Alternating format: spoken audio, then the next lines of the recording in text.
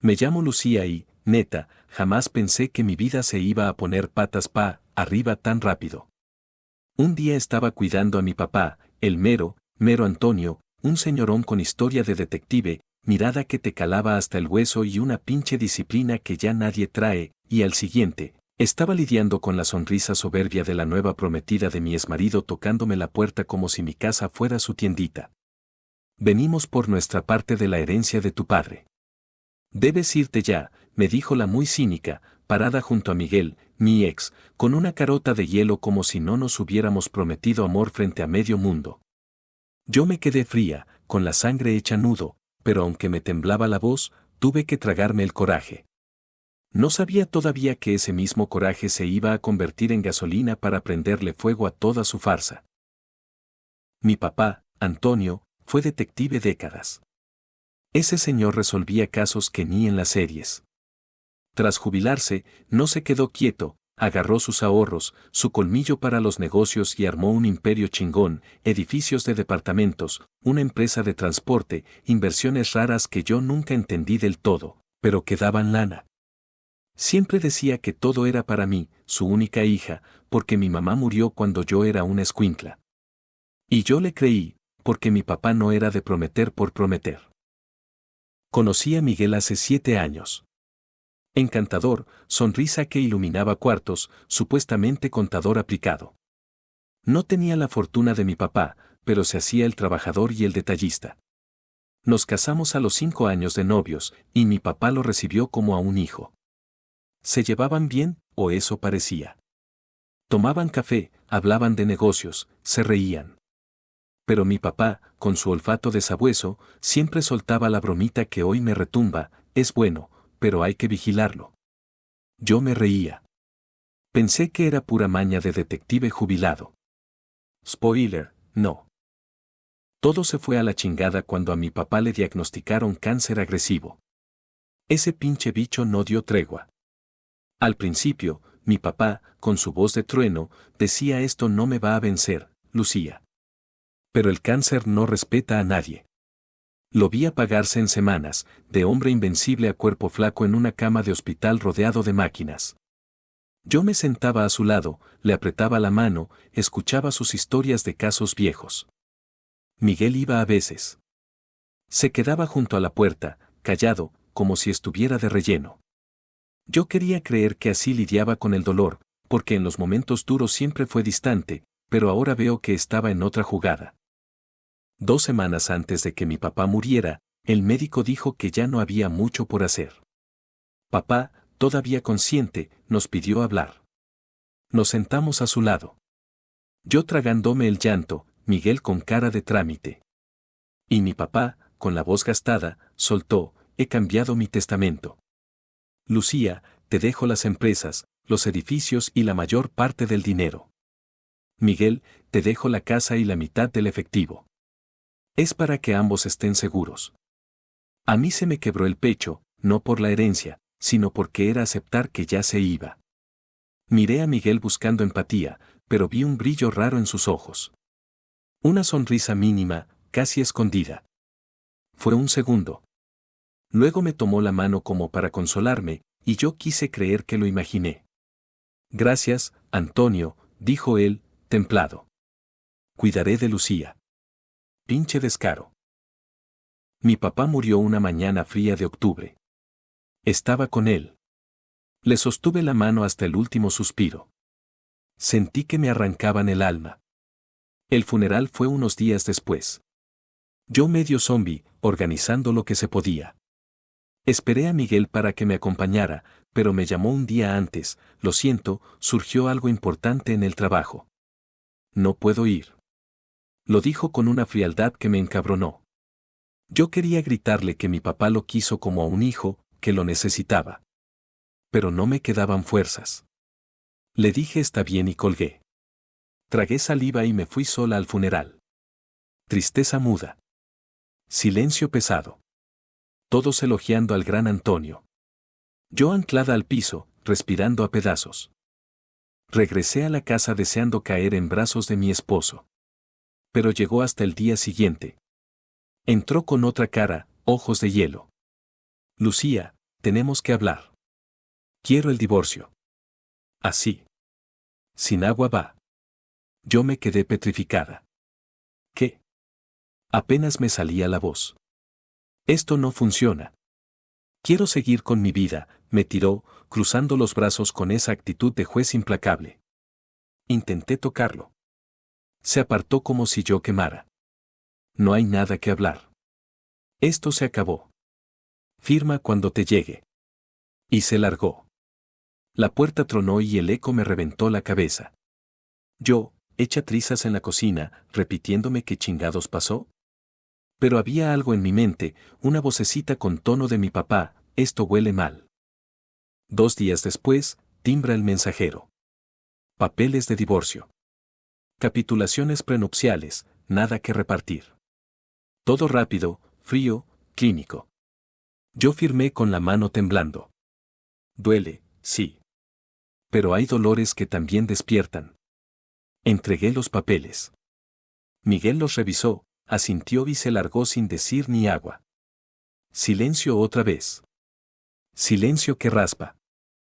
Y entonces, golpes en la puerta.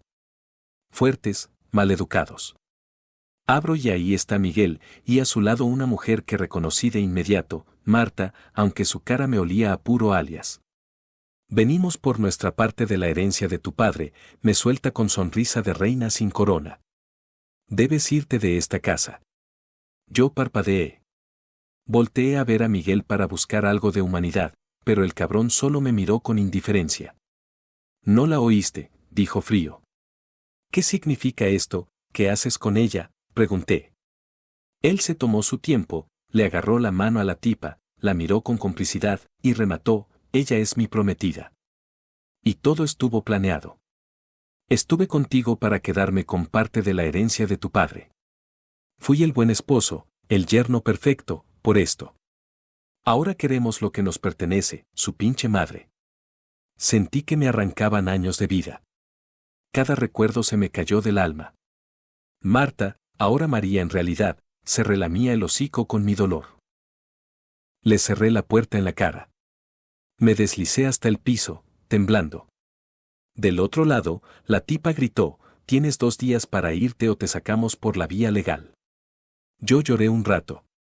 Y luego, bien pinche enojada, me limpié la cara. No me iban a sacar como si fuera una intrusa en mi propia casa. Subí al ático a buscar documentos del testamento. Entre cajas polvosas, encontré una cajita con las iniciales MT. Mi papá era meticuloso, nada ponía sin razón. La abrí con cuidado. Adentro había fotos, recortes, informes, notas a mano. Todo sobre Marta. Pero no era Marta, era María Fernández. Estafa, robos y hasta sospechas de homicidio. Mi papá la había investigado cuando trabajaba en la empresa de transporte, ella usaba el alias Marta Torres para cubrir su mugrero. Mi papá la despidió cuando juntó pruebas de sus fregaderas, pero la enfermedad lo frenó antes de rematarla con la ley. Ahí estaban extractos bancarios, testimonios, recortes, una pinche confesión parcial que mi papá obtuvo por sus contactos. Oro puro. Evidencia suficiente para ponerle esposas. Me quedé sentada en el ático, respirando ese polvo viejo con olor a justicia. Sentía a mi papá conmigo, no sé explicarlo. No la vas a dejar ganar, parecía decirme. Agarré la caja, me subí al carro y me fui a la comisaría. El jefe de la unidad conoció a mi papá, era el mejor, me dijo cuando le expliqué a qué iba.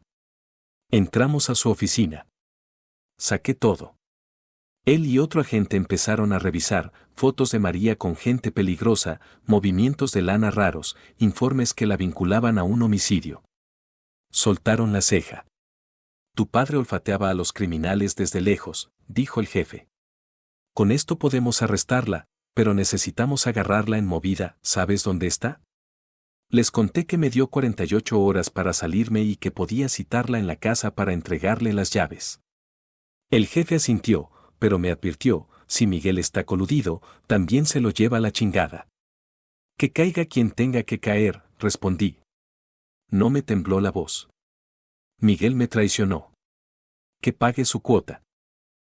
Esa noche no dormí. El estómago me sonaba a tambores, pero me repetía, esto es por papá. A la mañana siguiente llamé a Miguel, la casa está lista. Vengan hoy en la tarde, les doy las llaves.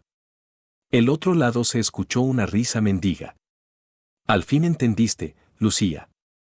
No nos hagas esperar. Colgó. Yo rodé los ojos, respiré profundo y me puse a ordenar la casa como si de verdad fueran a entrar nuevos dueños. La policía ya tenía todo planeado, unidades discretas, agentes en puntos ciegos, el jefe listo. Yo nada más tenía que abrir la puerta.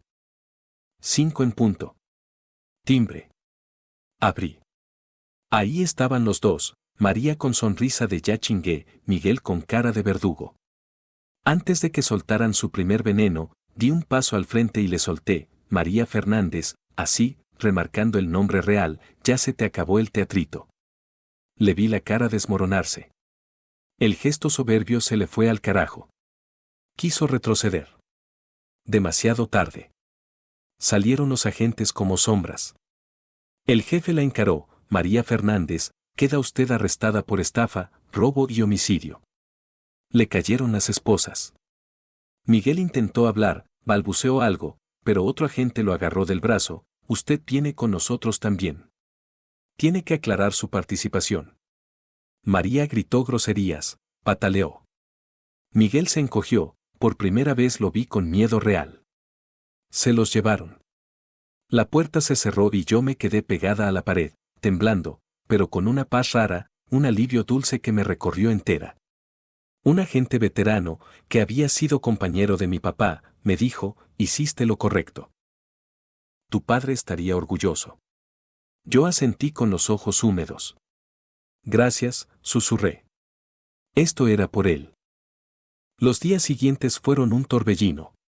Declaraciones, comparecencias, diligencias. La policía rascó y encontró más mugre de la que imaginé.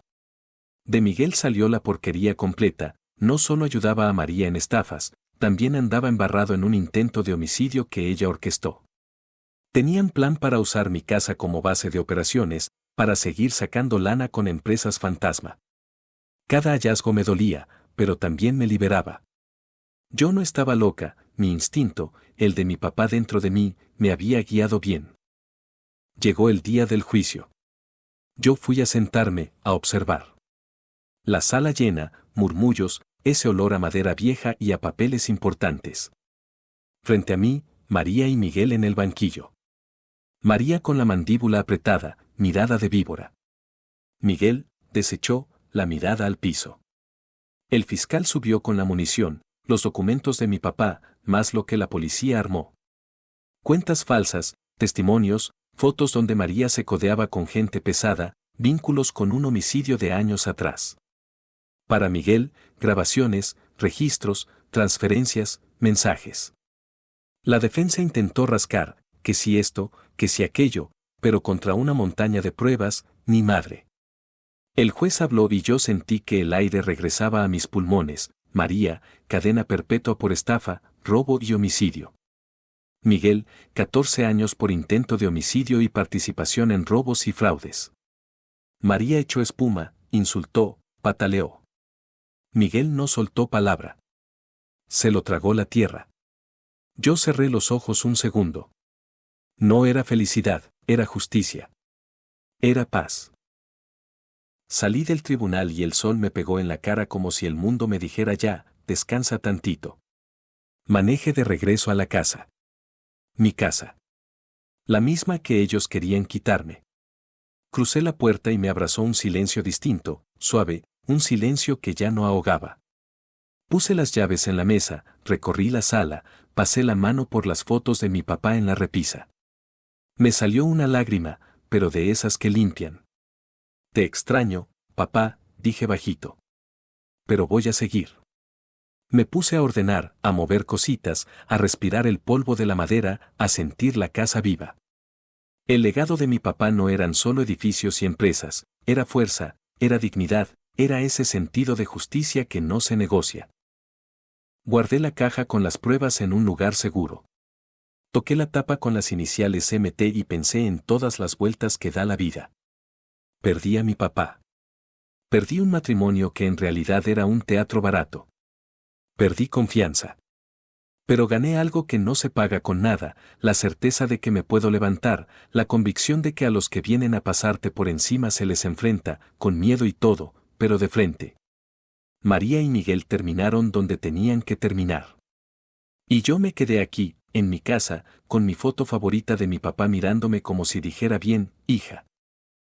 Después vinieron los detalles prácticos, que si juntas con contadores de verdad, que si abogados para revisar la estructura de las empresas, que si limpiar a la gente que había metido Miguel con sus mañas.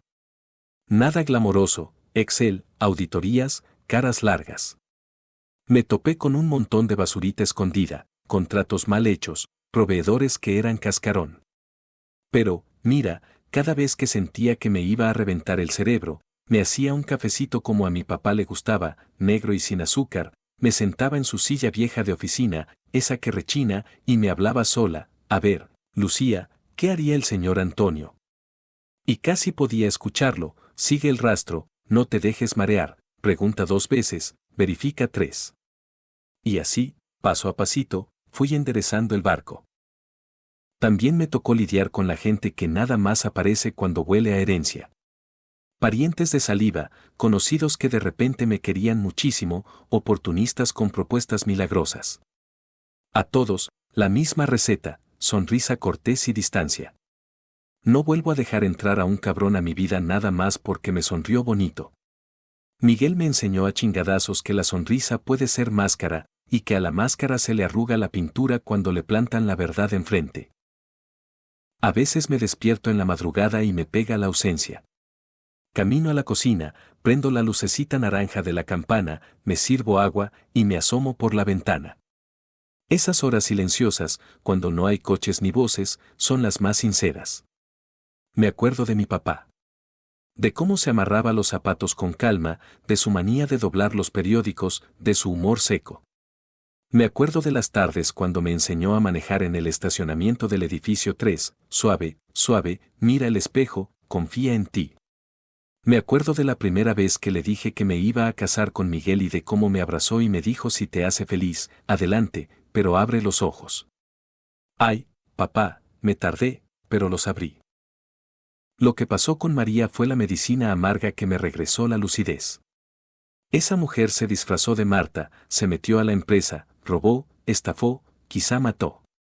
Se pegó a Miguel, y entre los dos armaron una obra barata con guión de ambición y utilería de engaño.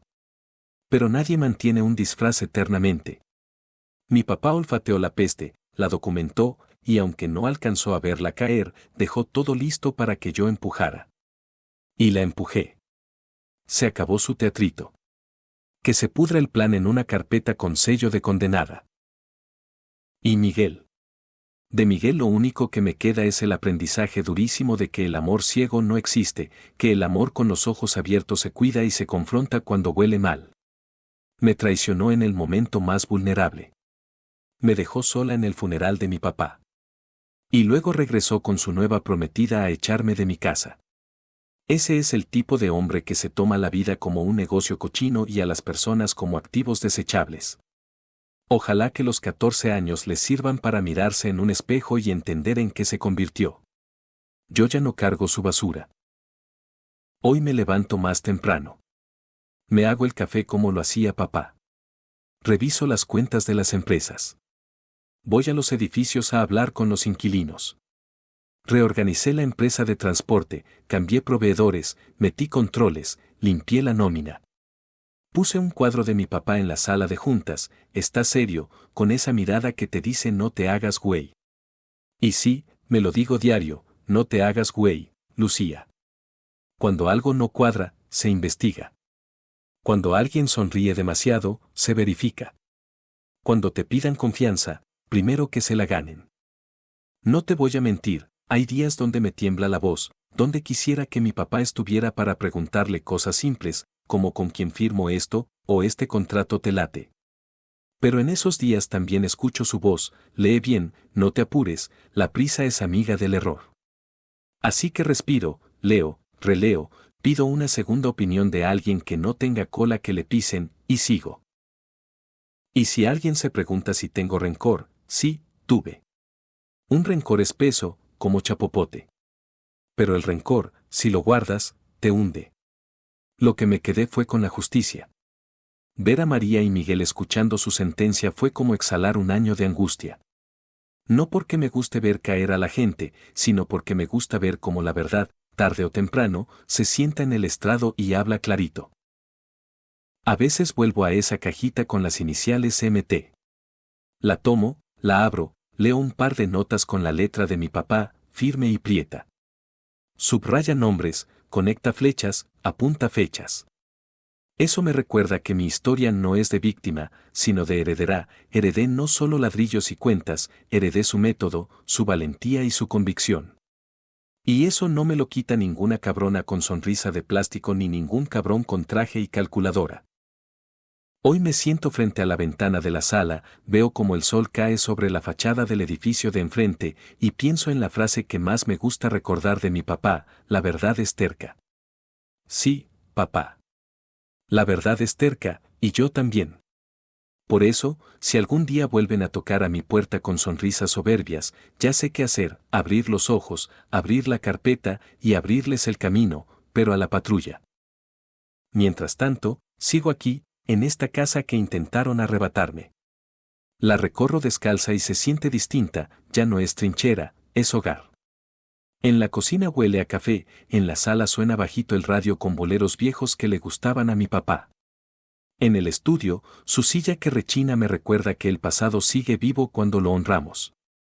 Y en la repisa, una foto, él y yo, riéndonos como idiotas frente a una carne asada de domingo. Ahí estoy, con el cabello recogido, él con su camisa a cuadros y esa mirada que dice mi niña. Le prometo, desde aquí, con el corazón en la mano, voy a cuidar lo que me dejaste. Voy a cuidar de mí. Y si se atraviesa otra María de máscara bonita, la voy a desenmascarar, así me cueste lágrimas y noches en vela. Porque ya aprendí, la paz también se defiende. Así que sí, esta es mi historia.